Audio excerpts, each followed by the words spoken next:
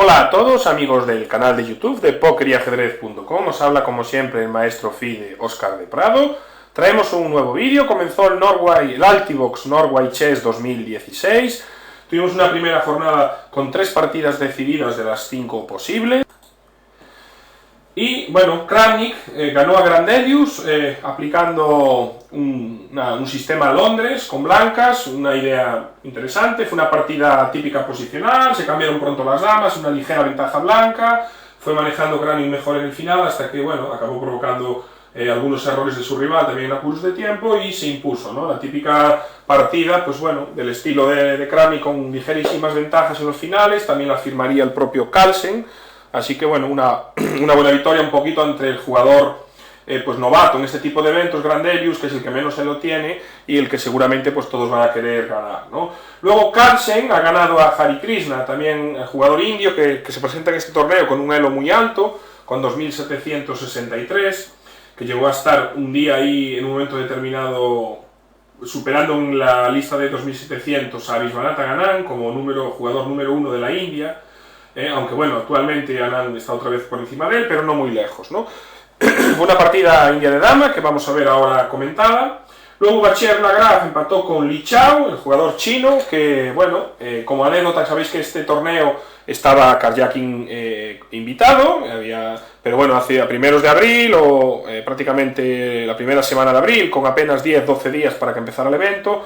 Después de ganar el candidato, pues decidió retirarse de este torneo, ¿no? Un gesto que, bueno, ya se comentó por ahí. Realmente los contratos, bueno, un poco una excusa. Yo creo que debería de haber jugado, si no, por lo menos ponerle una cláusula cuando firmas, ¿no? Y si gano el candidato, pues me voy a retirar. Porque, ¿qué pasa si es al revés? Si imaginaros que los organizadores, una semana antes, unos días antes, 2 o 3 días, no, hemos cambiado de opinión, no juegas, vamos a traer a otro. Seguro que se montaría una buena, ¿no? Pues los jugadores también tienen que ser profesionales, como son a este nivel, y cuidar y cumplir los contratos. Sabes que vas a ir a jugar a Noruega, que lo has ganado 2 veces, pues bueno, entiendo que el candidato puedes acabar cansado, pero todos tuvieron antes del candidato compromisos y los siguen teniendo después, ¿no? De hecho, Karjakin va a jugar también el Memorial Shankir, ¿no? En Azerbaiyán. Y el Li Chao, como anécdota, le ofrecieron, el jugador no iba a jugar el campeonato chino ni la liga porque tenía planeado su boda en estos días. Y bueno, la verdad que habría que ver lo que opina su futura mujer de esto, que qué tal fue, pero bueno, la verdad que el chino pues no lo dudó, o por lo menos lo sabemos, pero sin duda aceptó la invitación de jugar un torneo tan grande como este, que es una oportunidad muy buena, ya no solo por el motivo económico, por supuesto, que también es un torneo con unos premios interesantes, sino por la oportunidad de jugar un torneo de este alto nivel, ¿no? Li Chao, que es el segundo jugador chino, con 2755. O sea que, bueno, como veis los chinos, pues bueno, en caso de trabajar, pues si tienen que aplazar su boda, pues ya veis que no hay problema, ¿no?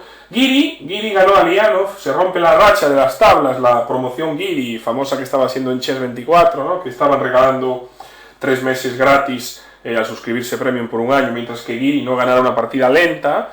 Hay que decir que en el torneo de rápidas consiguió, ya habíamos dicho que había conseguido ganar una partida a Carlsen en la última ronda, pero había ganado más, ¿no? Pero bueno, esta es una partida lenta ante Lianov, que bueno, una italiana pues cometió un error de cálculo, se quedó con 2 piezas por torre y poco después pues perdía una calidad más y decidió abandonar. Una mala partida del jugador ucrania, que había sido la sensación, ¿no? De la anterior Copa del Mundo, y está con un elo bastante alto también, con 2765.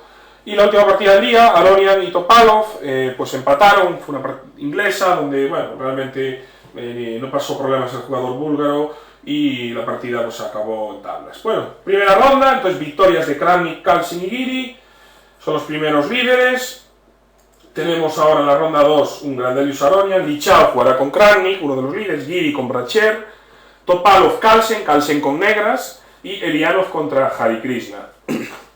Y vamos a ir con la partida del día. Carlsen, Hari Krishna, caballo F3, B6, G3, alfil A6, la India de dama, muy jugada en el torneo de candidatos, sobre todo por Karjakin. Carlsen había jugado también muchísimo, y bueno, caballo B2, alternativa principal B3, el propio Carlsen y Aglestein habían jugado esta posición, por ejemplo, en el 2004, y bueno, B3 sí que es el número en cuanto a jugadas, pues clarísimamente, hay más de 40.000 partidas con B3, frente a unas más de 6.000 con caballo b2, pero bueno, la posición es perfectamente jugable. Y las negras escogieron aquí alfil b4.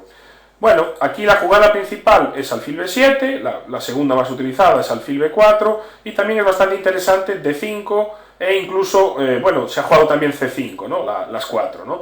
Por ejemplo, alfil b7, alfil b7, alfil g2, alfil e7, en roque, b3, c5, alfil b2, lo vimos en Carlsen Karjakin, en Shankir en 2014, en Azerbaiyán. La idea de d5, por ejemplo, alfil g2, alfil e7, en roque, caballo i5, c5, la vimos en Carlsen Karjakin, en San Paulo, Bilbao, la final de maestros del año 2012.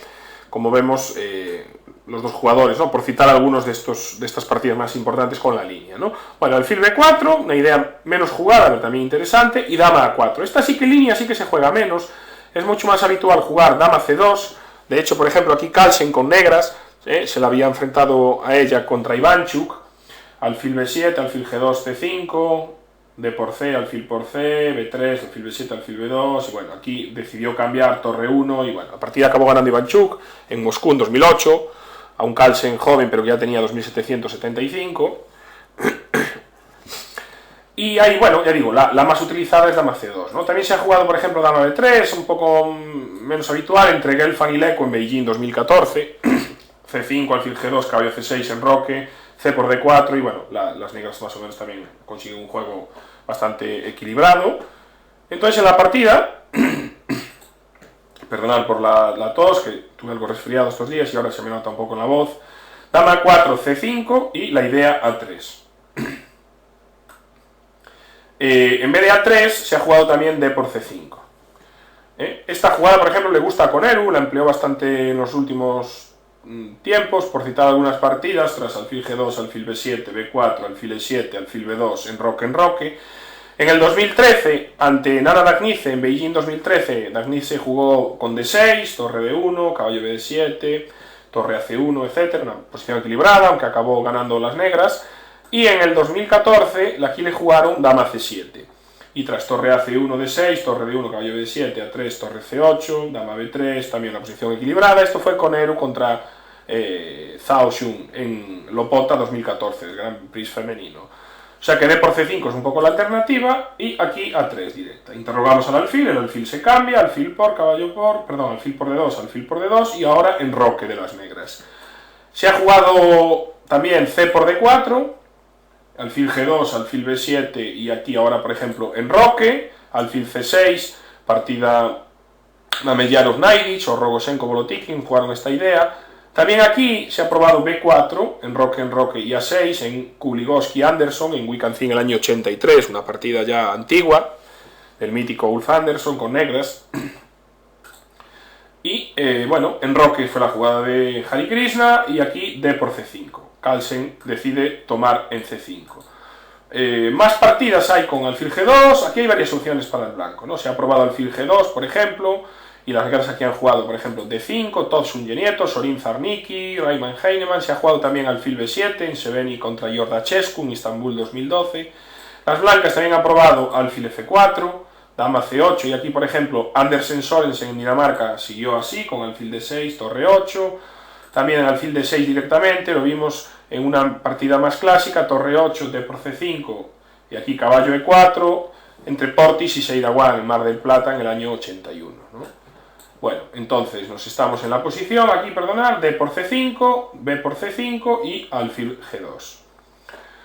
Torre c1, una partida entre Branko Damjanovic, el gran maestro serbio, y Amador Rodríguez en Sochi en el año 88, siguió caballo e4, alfil g2 con d5 y alfil f4, las blancas quedaron un poquito mejor, aunque la partida fue tablas. También se ha probado dama c2 aquí, una partida entre Kempinski y Kasperek en el año 2000. Y bueno, alfil g2 es una jugada bastante natural, ¿no? Para completar el desarrollo. Las negras jugaron aquí dama b6. Otra idea es d5, pero bueno, parece que las blancas quedan... Bueno, es interesante, ¿no? De todas maneras, pero d5, torre c1.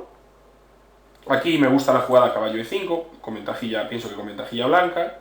Esto se juega una partida de email.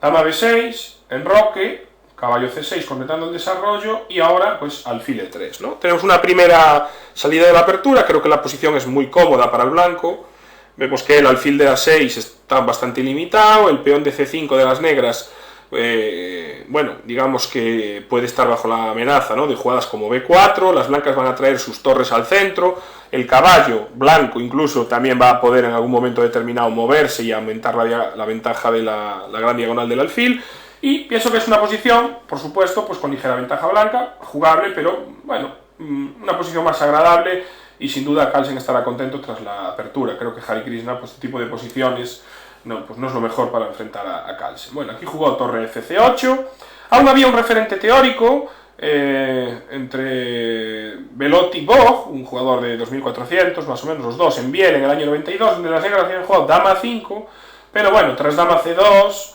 caballo G4 y B4, las blancas con este truco consiguieron ventaja prácticamente decisiva, ¿no? Claro, fijaros, peón por y están las piezas atacadas, ¿no? De hecho, se va la dama y alfil C5. Jugada clave, ¿no?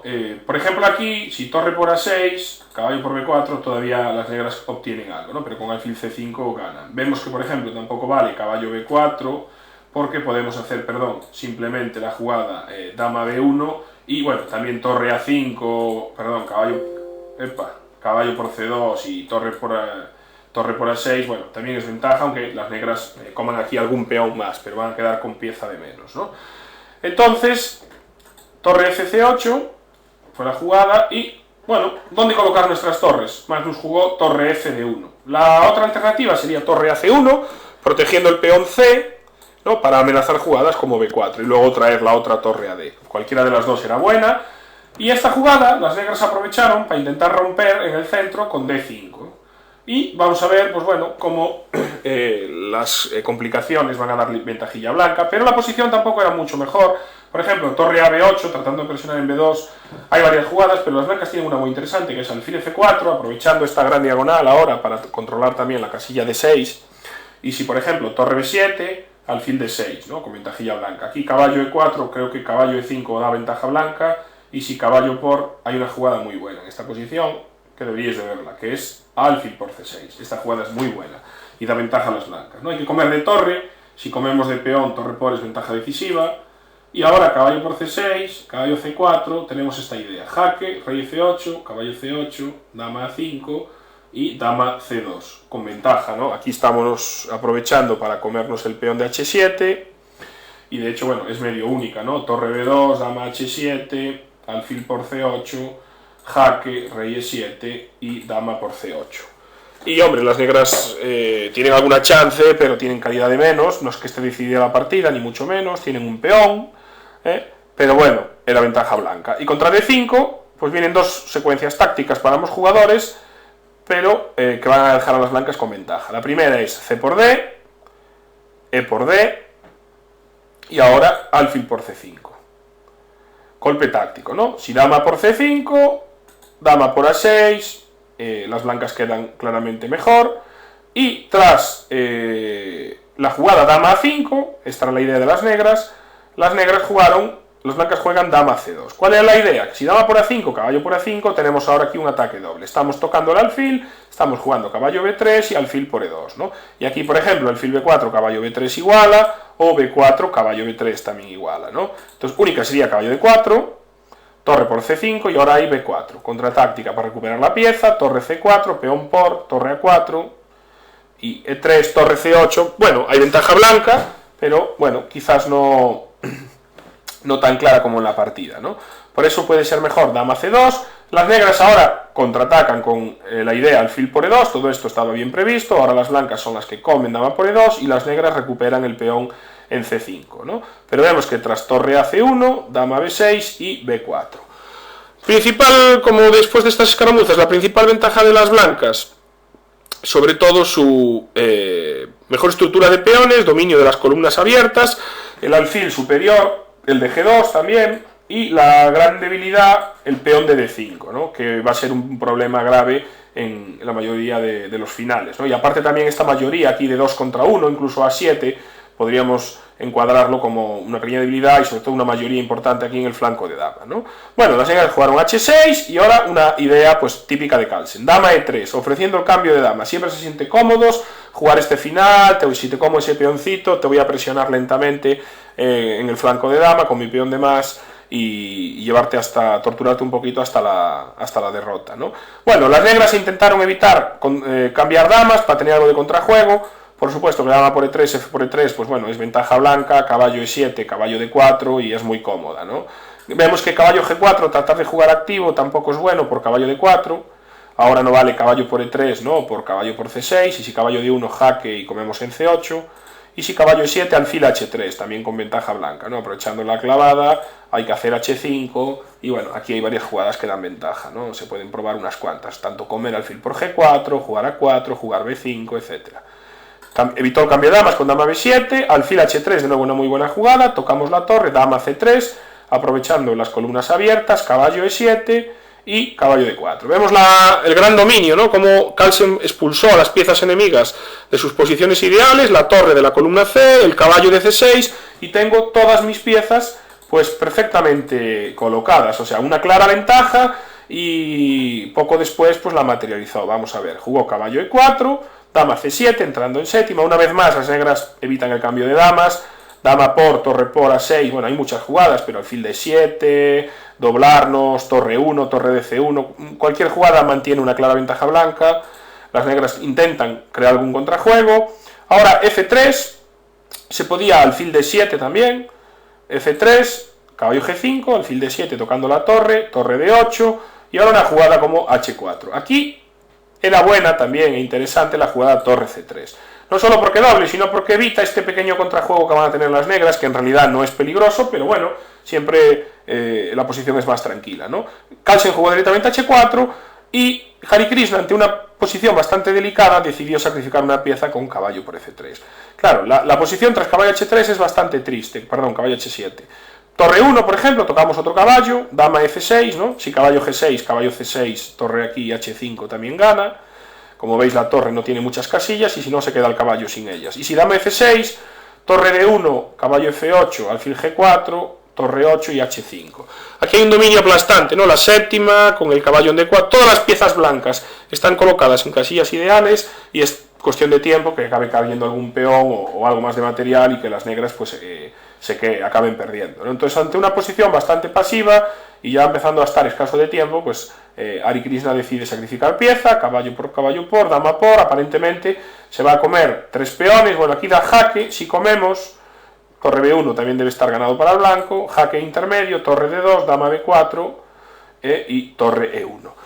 ¿Cuál es el principal problema? Que quedan muchas piezas y las blancas van a poder montar su ataque con pieza de más, ¿no? Aparte que los peones pues están, por ejemplo, sueltos, ¿no? Hombre, es cierto que son peones pasados, pero son peones débiles, puede ir cayendo estos dos y en el futuro jugar con la pieza de más pues contra este final, pero Carlsen no va a permitir ni eso. Aún así su rival comete más errores, aquí por ejemplo juega A5, que es mala, quizás aguantaba más caballo G6, por ejemplo, y bueno, torre D2 o alfil F5, hay ventaja posiblemente ganadora para blanco, pero más defensa. A5 es mala, torre 2, el ataque empieza a ser muy fuerte, aquí caballo G6, H5, el caballo tiene que ir H8, primer problema, si caballo F8, alfil E8, tenemos aquí graves problemas, ¿no?